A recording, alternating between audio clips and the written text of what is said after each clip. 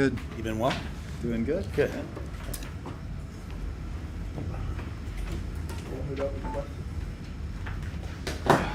Matt, in general terms, on a rookie minicamp, is this like an instructional thing, or how do you kind of draw the line between instructional, competitive, and trying to evaluate guys?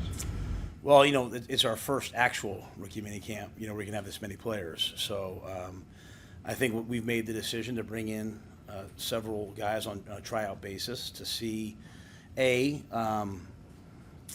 talent level, where they are, if they can help us or not. To make sure we have the best 90-man roster now, but also to gather information for down the line as you get into the season, as you're looking for players. So this is a great opportunity for us to get eyes on players.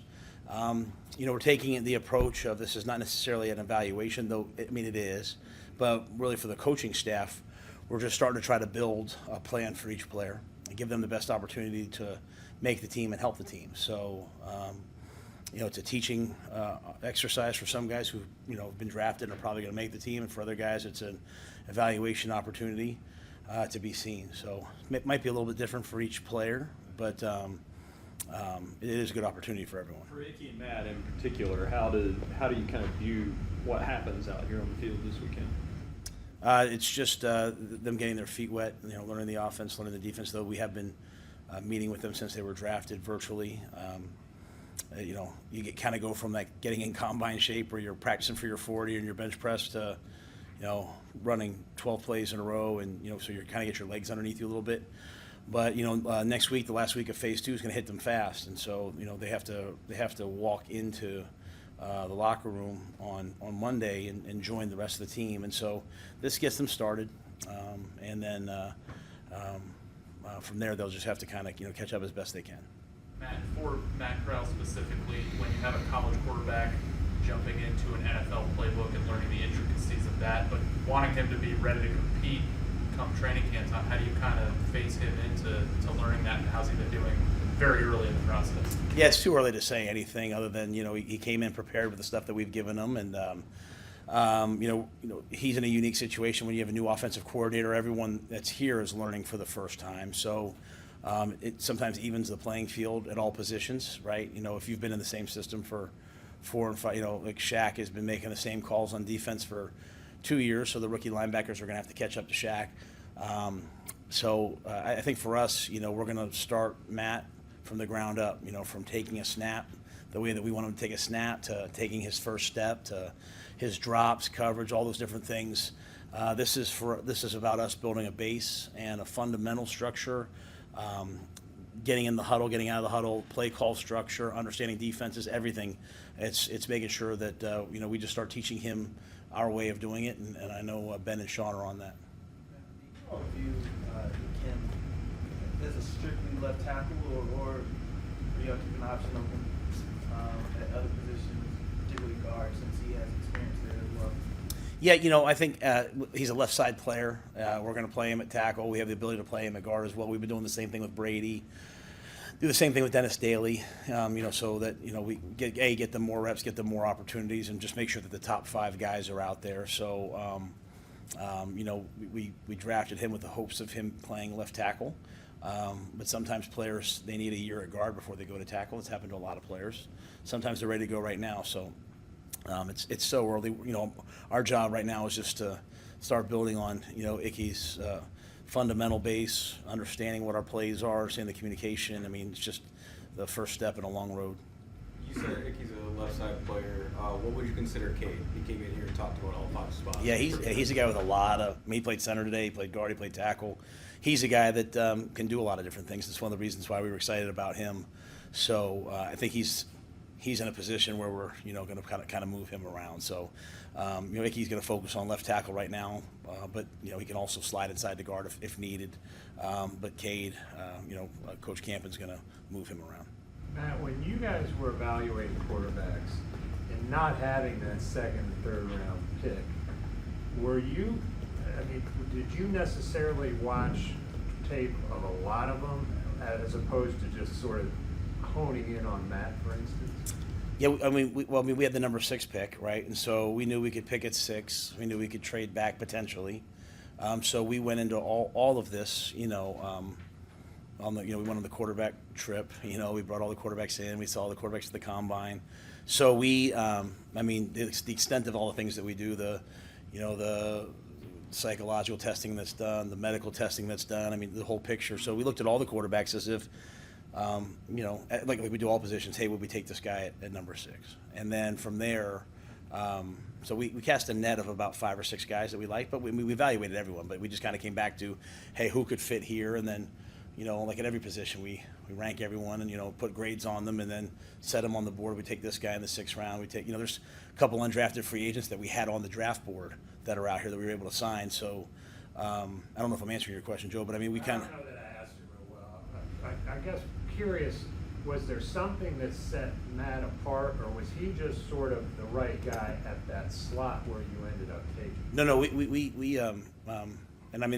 loved all the certain things about all the quarterbacks, but when we watched the tape, we loved the way that Matt played. At the end of the day, you go through all these different processes, but at the end of the day, when we went back, we loved the way that he played.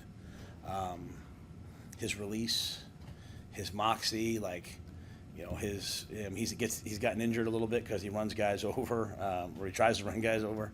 But I think at the end of the day, it's still a game of who has the ability to throw the ball, and we just love the way that he throws the football, his release, his vision, his timing, and we thought it would translate over to this level. And last thing, was there anything like during the process? Did Ben ever come knock on your door and say, "I want to show you this play on the Corral game"? No, because we were talking about it so much. It was an unbelievably collaborative process, because there's lots of unique my point always was hey, the chances are that there's going to be a quarterback that comes out of this class, which was a little bit, maligned, going in, that's going to win a Super Bowl. The chances are, right? So let's not be the team that didn't do the work on them. I'm not saying everyone's going to be right, but let's do the work on all of them. So we went and saw them, we visited with them, and I think all of us really kind of settled in on Matt as a guy that we really, really liked. And we liked a lot of things about a lot of the other quarterbacks. I don't want that to be the headline. But Matt Corral, we just liked the way that he played the game. And so we didn't take him at 6. Didn't have a pick in the 2nd round when the opportunity came up. We didn't want to give up a future 1 or 2. We thought that was too much for any player. And when the chance came to give up a future 3, for us it was a no-brainer. I don't know if we specifically asked you about this after the draft, but there's a report with NFL Network that said, quote, multitude of issues, including alcohol and related issues. Did that ever come up in your scouting report? Is that ever an issue? We do a background on everybody. We look into everybody, in terms of what issues they have. I don't want to comment on anything about Matt for himself. I think some things might be actually sound more out of proportion than kind of my knowledge of them. I'm more interested in the issues that people have now rather than the issues that they've overcome. I certainly don't want to be judged at who I was when I was 18, 19, and 20. I don't know about you guys, but all of us have gone through things in life. I live a life where I believe, every person I talk to, I say to myself they might be going through something, so I try to make sure I approach them that way. So I think Matt, when we talked to Matt's college roommate, who played for one of our coaches, he said every guy on your team's going to love him. When we talked to the coaches that were there, they said you're going to love him. When we talked to Jeff Levy at Oklahoma, who was his OC, he said you're going to love him. We got nothing but positive feedback from Matt, and I got nothing but honesty from Matt, which to me is, we're all going through something, but those of us who can face our issues and concerns, we have the best chance. So that was never a part of my concern or my process in this. There was never the off-field. There was never an off-field concern for me. It was just more a matter of, were we going to take him at 6? We were blessed to get Icky, and then he was still there in the 3rd round when we had a chance. Matt, on another subject, there was a report in Front Office Sports this week that the Panthers were, quote, eyeing Sean Payton if it didn't work out between you and the Panthers this year. I know that's not in your lane, but is it harder to do your job when reports like that surface? My job's my job. I'm going to attack it, yeah, no. You'd love to have everything be smooth sailing, but I wake up when things happen, when stories come out, when unnamed sources say this. anything that happens, any adversity happens, I say, how lucky am I that I'm going to have a chance to overcome this adversity and be a better coach, person, man, father, all this because of it. So I always hope that it brings a better connection with our players and I, because our players live a life where they never know what's going to happen with them, and I have a much greater feeling for that anxiety that they go through, and so I would like a bit more interconnected feeling. With regards to that report, first I heard of it, Dave called me and told me that that it was going to come out, that they had called him and that there was nothing to it. I know Dave Tepper well enough to believe that he wouldn't be talking to another coach right now. When he came to my house 2.5 years ago, he told me that this was a 5-year rebuild. I mean, that's what he said to me, and he convinced me then to come be a part of it with him and build it with him. And we're not where we want to be, and I don't think it's going to take 5 years. I don't want it to take 5 years, but those are the words that he said to me, and so. I'm looking forward to taking a step this year. I like our football team. I like the way that we're working. I like this draft. And I have a lot of faith in the people in this building, the way everyone's working, and I certainly have a lot of faith in Dave. That's why I left a great job with people that I loved and cared about to come here, because I believed in his long-term vision to get this thing done. And so, do I want stories like that out there? Probably not. But at the same time, I also know a lot of people lose their edge when great stories about you. So I'm going to continue just to grind and work and, see where things fall. Do you like this team enough to think that it's a playoff team? You know me well enough to know I'm not going to start probably saying things like that. But I think we have a team that should expect to win. We've built, and you've heard me use words like process, like where our roster is right now. I like our team. I'll leave it at that. And so it comes down to, what we do as coaches, what we do as players, how quickly we adapt, how quickly we come together. Do we have a common purpose? Do we stay healthy? How quickly guys like Icky come into the lineup? How guys like Austin Corbett, assimilate? I was out playing golf with Johnny Hecker yesterday, and it was like, what an unbelievable addition that you don't even think about, man. Like, you just added a Pro Bowl punter, and you don't, I'm out there with him. I'm like, I can see why people just love to be around this guy. So I don't know where that means we'll end up. We have a tough schedule, hard schedule, fun schedule, but I think we're a team that's ready to go play. I know Ben announced that Sam was a starting quarterback a few weeks ago or a month ago, whatever. But do you consider that competition open as you go into minicamp and training camp, or is it Sam Darnold's to lose? Right? Yeah, and before Benny came back in, last time he's used to being the head coach, so and then I think halfway through he realized the head coach should probably say that, so he came in. But yeah, as we sit here right now, if we played today, Sam would be the starting quarterback. I think everything's up for competition, when I say that, is Christian McCaffrey our starting tailback? Yes, but as other guys come on, they take on roles, and we can use Christian along with them. So I think everybody's competing for everything, and so we don't draft anybody to come in with the hopes of them being a backup. We don't draft anybody to come in and just push people or give us depth. We draft everybody because we think we want to give them a chance to come in and earn a job on this team. So I've been really pleased with Sam so far through phase 2. He is adapting to what Ben's asking him to do. He's working really hard at it. I think everyone is seeing a transformation in him right now, just from technique and fundamentals and physicality. No, it's early. So I'm excited about where he is, but I'm excited for a competition because I think, that's what this game is supposed to be about. You're supposed to, earn what you get. Still looking at maybe bringing in another veteran quarterback? I think those are all possibilities. Yeah, those are all possibilities. I think for us, and obviously Scott's handling all that, but I think for us it was, to get through the draft, get Matt here, kind of see where we are with Matt, making that, going back to the question earlier, the transition from spread offense quarterback in college to NFL quarterback is a big one. And so, we'll look at kind of all things. Obviously PJ's 2-0 as a starter for the Carolina Panthers. That's something I think none of us, I remind people all the time in the building, let's not forget, winners win, and when he's gone in there, he's won. So, but we want to have a really strong quarterback room, so I don't think we would say no to a veteran at this point. We'll take a couple more questions. Ultimately, oftentimes, just talking baseball history with Sam Darnold having struggled if it ever came down to it, whether you had to consider putting Matt Rhule in, like what is the process like for you? Like how do you determine? Like I think you play the player that's a great question. I think you play a player at any position that you think gives you the best chance to win. And so again, most rookie quarterbacks, don't, they've been better off when they've sat free. I mean, look, you look at the great young ones, but some of them, Joe Burrow played as a rookie, and so I think at the end of the day, each situation is different.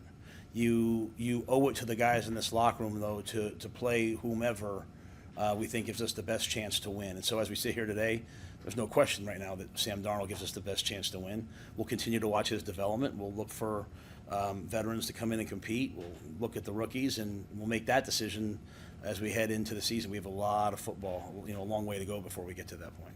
Going back to Ben, watching practice today, it's impossible not to just notice his grasp and command of the offense, specifically in on-air stuff, the 7-on-7. There are times when him and Matt Rhule are attached at the hip. Just your early impressions of Ben and the job he's doing with the offense right now. Yeah, I think he's what we need, right? He knows exactly what he wants. There's no gray area. Everyone understands what we're asking to be done. The quarterbacks are working at a really high level. A lot's being thrown at the guys. I mean, we are throwing installs at the guys that if you talk to some of our current players, they would say they're being challenged. But it's all organized and detailed, and they're being held to a high standard. So I think it's been great. And I think what he's done also is he's come in and he's gone to like Jeff Nixon and said, man, you guys were really good at this last year in short yards down on the red zone. It's not like it's been, hey, he's assimilated some of the things that we've done well, looked at our players, what do they do well. Him and Camp obviously have a great relationship with each other. So I think it's been a really good thing so far. But most importantly, I think our players have adapted to it. And my biggest thing is there's just no gray area. This is what it is. Everyone knows what's expected. Now go do it to a high standard. Does that allow you to be more hands-off and oversee everything? Is that where? I don't. That's not who I am. I don't want to be the play caller on offense. I don't want to be the play caller on defense. I want to run the team, and I have I've had that relationship with Phil for a long time.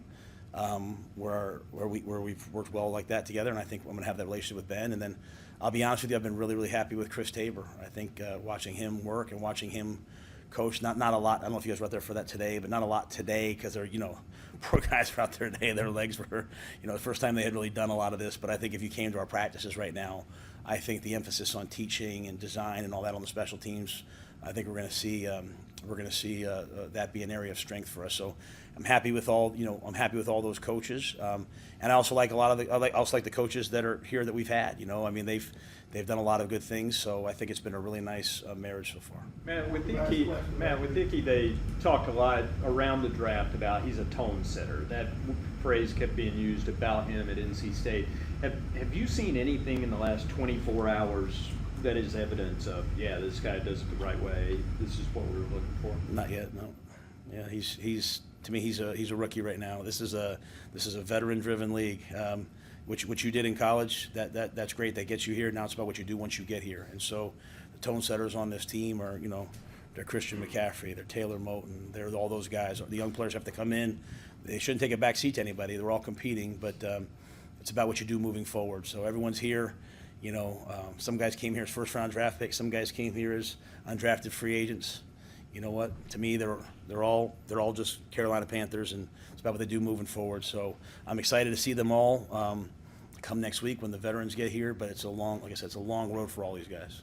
I don't know if you saw Matt Corral's interview. I did not. He was talking about falling to the third round. He said, I always play with a chip on my shoulder, but the chip got even bigger. And he said when he got the call from you guys, he said, I've never been happy and mad at the same time like I experienced that. Could you, first of all, what's that chip look like to you? And what do you remember about the call? Could you pick up on the happy anger? Yeah, I mean, I think we posted that call, didn't we? Did we post that call? Yes. Yeah, I think you can hear me. I think I say like, hey, no matter what, like ignore the. I could, yeah. I mean, I get it, right? But at the end of the day, like, it's all about what situation you end up in. I got some players who played for me in college that I got calls during the draft, like, what's happening, and they're still playing, and they're on second contracts and making a ton of money. And so, life has a way of putting us in the right situation if we embrace, if we embrace what we think is adversity and say, hey, this is the best thing. So in terms of the chip on his shoulder, like I don't really know what that ever means, other than if you wake up half an hour earlier to get over here and you stay a half hour later, then that's really all that really matters. And are you able to say kind of how you responded? When Dave called you yesterday on the Payton deal, would you mind saying kind of how you responded to it? Because Dave had come out to us recently and said you had his full support. Yeah, I mean, I just, at the end of the day, like I've said to you guys, we went 5-12 last year. We had disappointing at the end of the year. I can't expect many stories to be good. There's been lots of things said. If anything, for me on a personal note, it's made me really, again, just value what's important. And I'll just say this because I think people need to hear it. Like on the inside, when you walk in these walls every day and you're around our players every day, this is a really good place. Like this is we got more guys here that don't have to be here. So no matter what the perception is on the outside of like, man, that looks a little bit like this, it's not. We have great practices. We have coaches going to dinner with players. We have coaches golfing with players. I mean, we have a great interaction. And sometimes, you know what? Sometimes when things are a little bit like this on the outside, and sometimes it brings people together. And so I coached 2 years with masks on and COVID. Like I said, Dave told me we had a 5-year plan. We're 2.5 years into it. It was a hard 2 years. And so I'm not making excuses for it. It's not nearly where we want it to be, but I'm happy with where our guys are at, and I'm happy with where this roster is. And so when I walk in this morning and see Jeremy Chin, he's training not to have a bad team next year. He's training on a Friday when we're off to go have a good team. So a lot of good things are happening. I'll just keep my focus on the guys because that's what I got into coaching for. I got into coaching to help players, and so I'm blessed to be here. So thanks, guys.